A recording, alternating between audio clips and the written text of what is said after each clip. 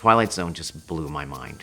It absolutely blew my mind. And ironically, my parents are both film buffs, and there were movies on in the afternoon sometimes, and I saw a lot of movies that really influenced me. I saw Psycho at a very young age. I saw a movie called Patterns that ended up being very inspirational for Mad Men. But I didn't even know people wrote these things. I really didn't. My parents were really into writers, but I didn't know they wrote these things. And I probably became aware of TV writing at some point, and writing in general, because of Network, because the language was so exciting. And Rocky was the same year, and there were two like big movies that we just went to as consumers. You know, my parents were not in the business. And finding out that Chayefsky was like, his name was so important and that he was such a famous writer. And then it became a deep dive for me. And trying to find those things for the rest of my life, actually, trying to find everything that I could that was recorded by him, that was written by him, made for TV, I saw Marty, made for TV, made for film, TV versions, film versions, kinescopes. Between that and Rod Serling, those two things were very, very inspiring to me. And I think James Brooks. I don't know if I would give specific writing advice to anyone because there's so many different ways to do it. I think the best advice is to keep going even though you don't think it's as good as the stuff you like.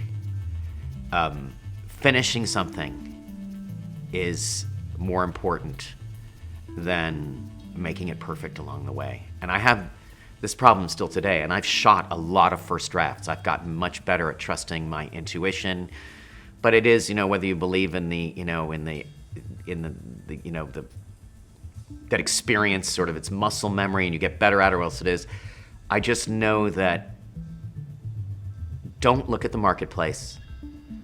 You cannot chase the thing that just hit. I think it goes along with that, you can't listen to the executives in terms of what they want because they really will take whatever you have if it's interesting. They have to start there, but no one ever sees something interesting and says, we're not looking for that. They're not looking for something like just came out usually, or sometimes they are, but you can't use that. So if you have a story to tell and you are working in seclusion and have a day job and have a family, maybe you're supporting a family, all those other things, it's very hard to stay motivated.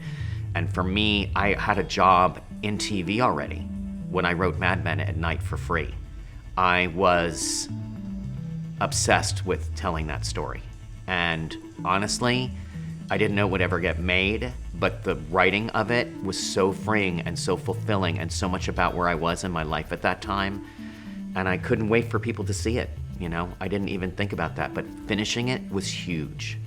I researched it forever and it was kind of out there, and I bought movies and I did, all the things that you do. Well, I had a day job and then I was like, I just have to write this thing, and it changed my life.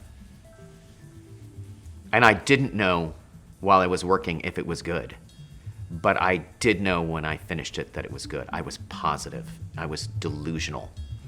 And it took 7 years to get it on the air, so no one agreed with me for a long time. A younger version of me would have said my favorite part of the writing process was having written, and I think I might have actually said that to a camera like this at one point, and now I don't feel that way. Now I feel I feel so much gratitude for being able to let my imagination go and to have enough of a construction or a story that I'm excited enough that I can get into flow. And the surprises that come from that, the delight from what is said that you have nothing to do with, that's what I love. So you really have to enjoy those moments when it comes alive for you, because it's immediately, if it's important to you, it immediately stands out to people. Sometimes it's something so mild. Sometimes, I remember on The Sopranos, I had a line that was literally a placeholder. And everybody in post and on the set started saying this line. And it was a quote from my mom that I had put in because I couldn't think of something better. I'm like, I'll change that, or David will change that. David will certainly change that. And David loved it. And so that kind of, response is incredible. It's really nasty. It's Janice and Bobby have gotten married. Janice Soprano and Bobby Bacala have gotten married. And she is a surrogate mom to Bobby's son, Bobby Jr.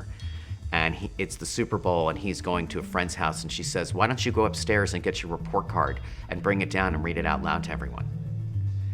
And it was to make him go back upstairs and do his homework. And I was gonna put something else in there, like, "You're not going till you finish this," or, "What about your Spanish grade?" or "I talked to your teacher," or something like that. And I just put that in because my mom had said that once. And it was,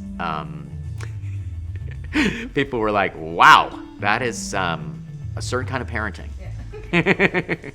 That one, and I think Betty saying, "Go bang your head against a wall." I'm bored. That my mother always said that, and I really thought I was going to put something else in there. My mother would say that, and I'll get you Benny Goodman. If we said we were bored, so we were not allowed to be bored. And those are things that you're just kind of like, I think I can do better than this, and it turns out you can't. The business part of it, of selling it, because I don't believe in selling things before they're written. I've always written on spec, and it's been ideal for me to not invite people into that part of the creative process, because I don't function well like that. I just can't. It will end up being very bland and kind of phony. So like with the Romanoffs, just to even have one of those stories and then to pitch them and tell them I have 10 more, that was leveraged against the success of Mad Men, just to get that made. So it's always like, writers need to know that you are never out of the woods in terms of having people greenlight your stuff. I don't care if you have a deal, I don't care what it is, you never know if they're gonna want more from you, and you don't know why necessarily. 30 Rock. Chocolate raisins. Donuts, unfortunately.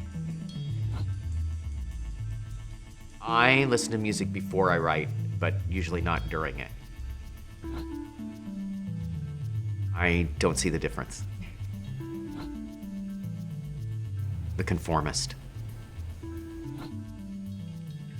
All I can tell you is that there are so many people out there to discourage you, and whether you are discouraged is really your life path. And encouragement works the same way. You could have a stranger who could say, you really have a way with words, and you can hold on to that if that's what you want to do. Because it is a very, as we know, it's one of the things I noticed in the picket line, the tenaciousness required to get into this profession. And we always say we would do it for free, but obviously we're not going to.